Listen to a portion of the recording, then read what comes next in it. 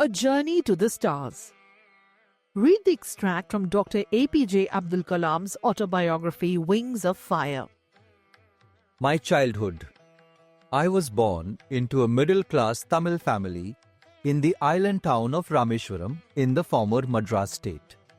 My father, Jainul Abidin, had neither much formal education nor much wealth. Despite these disadvantages, he possessed great wisdom and a true generosity of spirit. He had an ideal helpmate in my mother, Ashiamma. I do not recall the exact number of people she fed every day, but I am quite certain that far more outsiders ate with us than all the members of our own family put together. I was one of many children, a short boy with rather undistinguished looks, born to tall, handsome parents. We lived in our ancestral house, which was built in the middle of the 19th century. It was a fairly large pakka house made of limestone and brick on Mosque Street in Rameshwaram. My austere father used to avoid all inessential comforts and luxuries. However, all necessities were provided for in terms of food, medicine, or clothes. In fact, I would say mine was a very secure childhood, both materially and emotionally. Every child is born with some inherited characteristics into a specific environment and trained in certain ways by figures of authority. I inherited honesty and self-discipline from my father. From my mother, I inherited faith in goodness and deep kindness. And so did my 3 brothers and sister.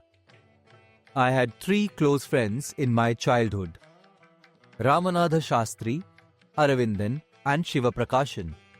All these boys were from orthodox Hindu Brahmin families. As children, none of us ever felt any difference amongst ourselves on account of our religious differences and upbringing. During the annual Sri Sita Rama Kalyanam ceremony, our family used to arrange boats with a special platform for carrying idols of the Lord from the temples to the marriage site, situated in the middle of the pond called Ramatirtha, which was near our house. Events from the Ramayana and from the life of the Prophet were the bedtime stories my mother and grandmother would tell the children in our family. One day, when I was in 5th standard at the Rameshwaram Elementary School, a new teacher came to our class. I used to wear a cap which marked me as a Muslim, and I always sat in the front row next to Ramanatha Shastri, who wore the sacred thread. The new teacher could not stomach a Hindu priest's son sitting with a Muslim boy. In accordance with our social ranking, as the new teacher saw it, I was asked to go and sit on the back bench. I felt very sad, and so did Ramanatha Shastri. He looked utterly downcast as I shifted to my seat in the last row. The image of him weeping when I shifted to the last row left a lasting impression on me. After school, we went home and told our respective parents about the incident. Lakshmana Shastri summoned the teacher and, in our presence, told the teacher that he should not spread the poison of social inequality and communal intolerance in the minds of innocent children. He bluntly asked the teacher to either apologize or quit the school and the island. Not only did the teacher regret his behavior, but the strong sense of conviction Lakshmana Shastri conveyed ultimately reformed this young teacher. On the whole, the small society of Rameshwaram was very rigid in terms of the segregation of different social groups. However, my science teacher, Shiva Subramanya Iyer, though an orthodox Brahmin with a very conservative wife, was something of a rebel. He did his best to break social barriers so that people from varying backgrounds could mingle easily. He used to spend hours with me and would say, "Kalam, I want you to develop so that you are on par with the highly educated people of the big cities." One day he invited me to his home for a meal. His wife was horrified at the idea of a Muslim boy being invited to dine in her ritually pure kitchen. She refused to serve me in her kitchen. Shiva Subramanya Iyer was not perturbed, nor did he get angry with his wife, but instead served me with his own hands and sat down beside me to eat his meal. His wife watched us from behind the kitchen door. I wondered whether she had observed any difference in the way I ate rice, drank water, or cleaned the floor after the meal. When I was leaving his house, Shiva Subramanya Iyer invited me to join him for dinner again the next weekend. Observing my hesitation, he told me not to get upset, saying, "Once you decide to change the system, such problems have to be confronted."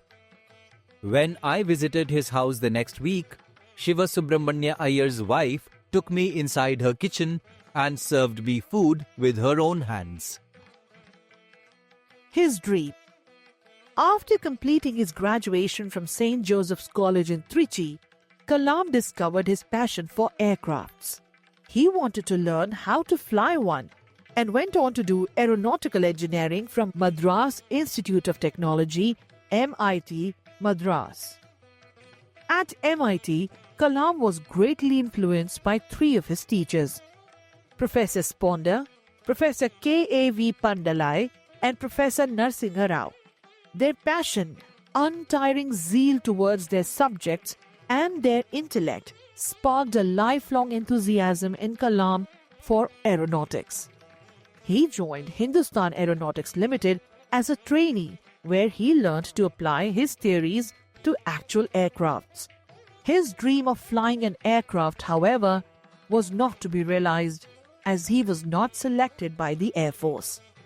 Dejected and despondent, he came to Delhi and joined the Defense Research and Development Organization. His development of a hovercraft brought him into contact with Dr. Vikram Sarabhai, the father of the Indian space program, and Kalam's journey began as a rocket scientist. His first successful project was the SLV-3 satellite launch vehicle, designed and produced completely in India. This sparked a long career of designing missiles for the DRDO in the coming years.